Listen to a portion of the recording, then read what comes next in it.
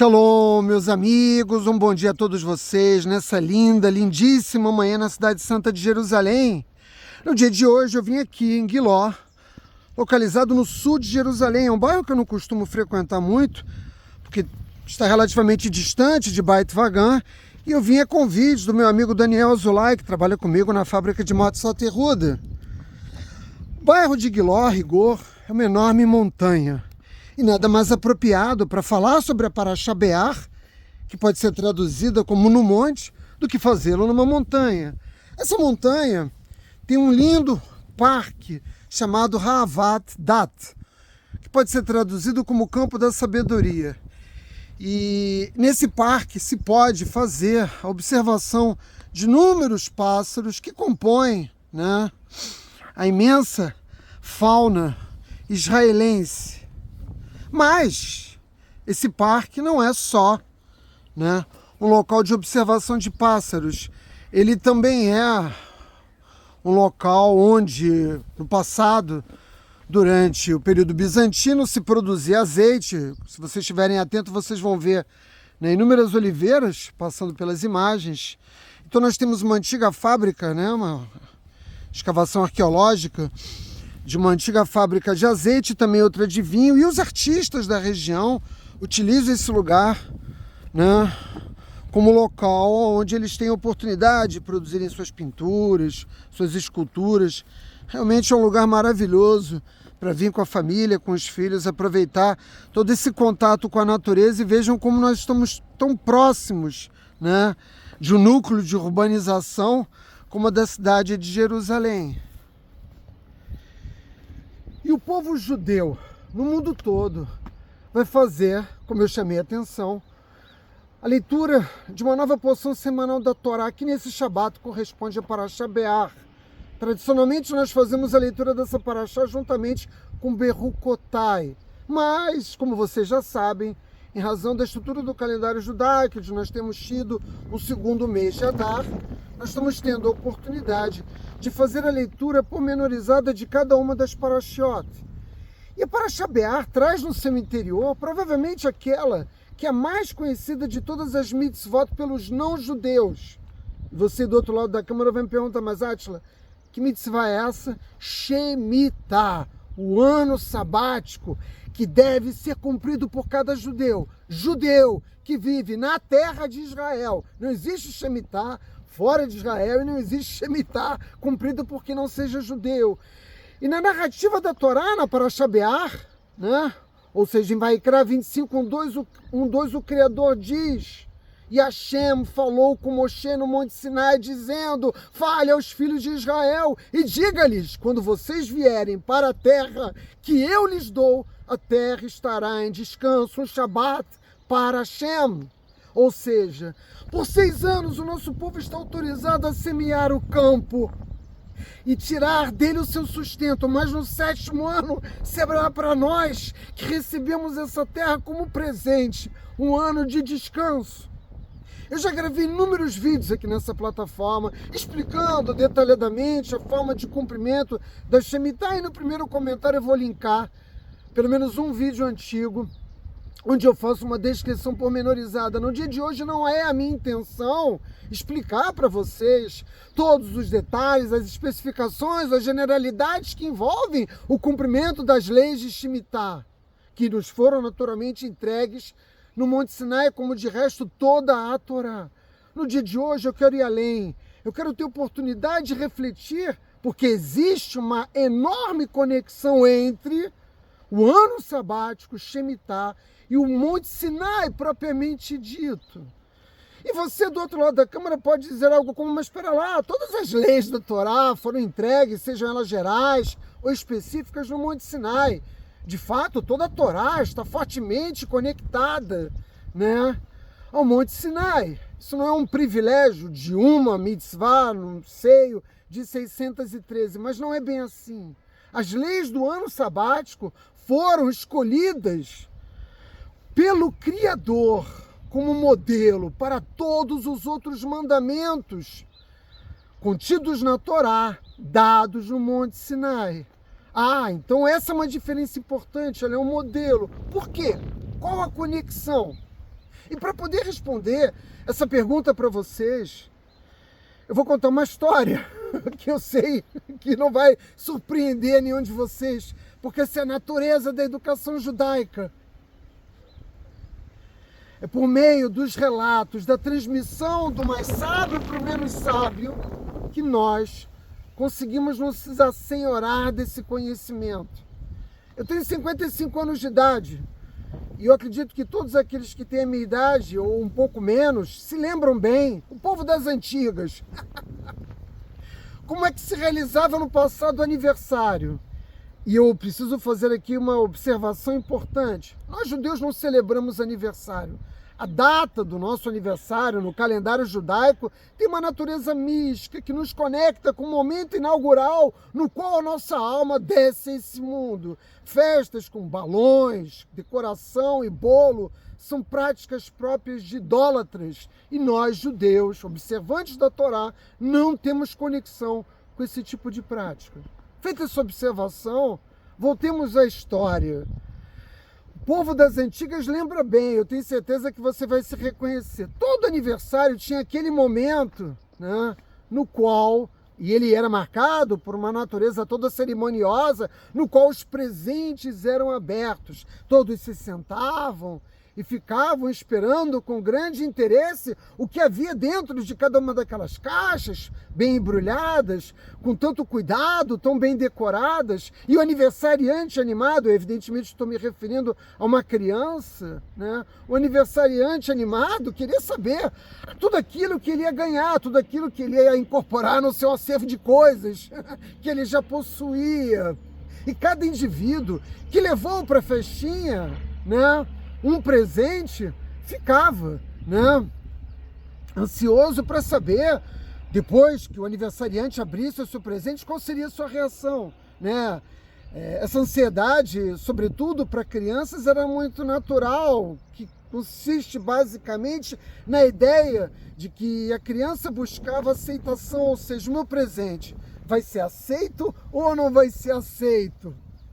Toda essa esfera que envolve esse momento cerimonioso marca literalmente aquele que é o drama dessa cerimônia, a cerimônia da entrega dos presentes. E quando esse momento mágico chega, finalmente, o aniversariante sai correndo e ele rasga os presentes, tirando o papel de embrulho, né? A gente já deve ter presenciado isso tantas vezes, e eis que de uma caixa surge um suéter, e a criança levanta, vê se cabe bem nele o suéter, o aniversariante, né, passa rapidamente pelo suéter, porque como vocês vão desconvir, o suéter, por mais bonito que ele seja, não é propriamente dito o presente que uma criança mais espera, e ele corre faminto para o próximo presente. Porém, os pais que estão ali, sendo suficientemente sábios e supervisionando todo o evento, inclusive esse momento cerimonioso da abertura dos presentes,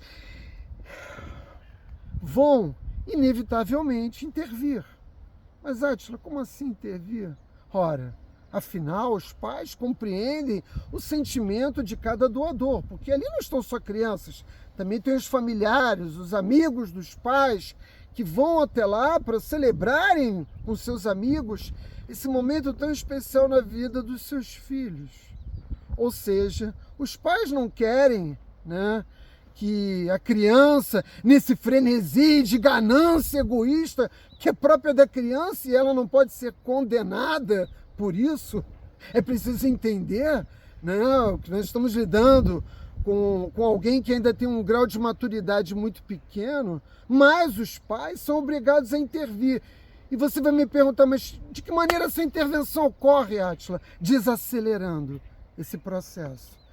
E fazendo com que antes da criança passar para o próximo presente, que no frenesi no qual ela abriu o embrulho, havia um envelope. E nesse envelope havia uma mensagem. Quando a criança abriu a caixa, o envelope voou para o espaço. E o pai pega o envelope e leva até a criança. O pai lembra que o filho esqueceu de alguma coisa. Ele entrega o cartão ao filho. O cartão que estava nesse envelope que saiu voando quando o presente estava sendo aberto. E a criança, então, faz com que o ritmo daquele momento diminua. O envelope é aberto, a criança tira o cartão e a mensagem é lida em voz alta para todos os presentes, para todos aqueles que estão vivenciando com aquela criança esse momento. Tenho certeza que muitos de vocês estão se reconhecendo nisso, porque vivenciaram isso, porque presenciaram isso. E está escrito lá naquele cartão, que está dentro do envelope, para nosso sobrinho favorito, Larry, feliz aniversário, com amor, tio Bob e tia Helene. E uma lágrima brota nos olhos dessa criança, que recebe um abraço que se segue à leitura do cartão. O presente, naquele momento, é esquecido.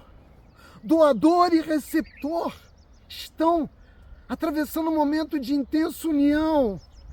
A dádiva do presente permite esse entendimento, essa conexão. O presente é só um meio para essa conexão entre ambos. Tia Helena, tia Bob e Larry, o aniversariante. E quando isso acontece, o objetivo de todo esse processo se revela, ele fica claro. Orhain, um dos maiores sábios do nosso povo, que viveu na geração anterior à minha, aqui, inclusive, em Israel, nos ensina que a conexão entre o ano sabático, Shemitah, e o Monte Sinai decorre da necessidade de nós lembrarmos que a Torá foi dada no Monte Sinai e ela como a chave para viver com sucesso na terra que eu, o Criador, te dei. Eu vejo muitos judeus fazendo aliá e não conseguem permanecer. Eles não têm sucesso, eles não têm êxito na aliá deles, porque eles não entendem a conexão, né? De vir viver em Israel com esse momento tão especial que nos aproximamos rapidamente. Shavuot, a entrega da Torá. Um momento em que toda a nação era cuidada no deserto milagrosamente pelas nuvens de glória, por um maná que caía que nos alimentava, por toda a proteção que o Criador nos oferecia e que nos permitiu durante 40 anos nos dedicarmos ao estudo da Torá. Portanto, o que conecta o ano sabático com o Monte Sinai é esse entendimento. E no sentido contrário, nós também podemos lembrar que o ano sabático foi dado ao povo judeu, assim como a terra de Israel, para que nós tenhamos oportunidade de nos dedicarmos exclusivamente, ou seja, envolvermos tudo que diz respeito às nossas vidas apenas no estudo da Torá. A terra descansa, não é para que ela seja produtiva. O Criador não nos deu uma lei ambiental. O mandamento da Shemitah tem por finalidade fazer com que o povo judeu realize aquela que é a sua principal missão, se conectar com o Criador, e é o estudo da Torá que oferece as melhores condições para isso. A produtividade da terra não é determinada pelo fato dela descansar por um ano. Embora possa parecer romanticamente linda a ideia de que essa lei ela tem uma natureza ambientalista, o Criador controla a vida e morte de tudo que Ele criou. Descansar a terra e, portanto, dar ao agricultor e ao nosso povo a possibilidade também de descansar, deve estar direcionado a esse objetivo, ao estudo da Torá. Por quê, meus amigos? Eu sempre digo para vocês que a Torá é uma carta de amor. Hoje eu vou dizer que a Torá é um cartão de aniversário. E ele expressa o desejo profundo do Criador, que é o nosso doador, né? O desejo profundo de transformar esse presente que Ele nos deu, a vida, verdadeiramente no Gan Eden. O Gan Eden não é um lugar distante nos mundos espirituais. Ele deve ser construído aqui mesmo, onde nós vivemos, nesse planeta, o único em todo o cenário do universo que possui vida como nós a conhecemos. Portanto, o Criador desejava profundamente nos fazer o bem por meio do seu amor. E ele desejava que nós, como receptores, reconhecêssemos a dádiva da terra. A terra é um presente. Quando alguém, vejam, é forçado a deixar de estar tão agressivamente envolvido com a abertura de um presente, é que ele pode ser levado a olhar com sinceridade para o coração da carta. Ele pode olhar o cartão e o que se segue quando você lê o cartão? Um abraço de amor mútuo. Essa é a conexão do ano sabático com o Monte Sinai, no qual se revela o desejo mais profundo, meus amigos, de Deus. Shabbat Shalom. E eu quero aproveitar a oportunidade para agradecer o meu amigo Daniel Azulay, que veio tão prontamente, Shabbat Shalom, Haverim, né, a me ajudar no dia de hoje, né, para oferecer essa linda mensagem para vocês.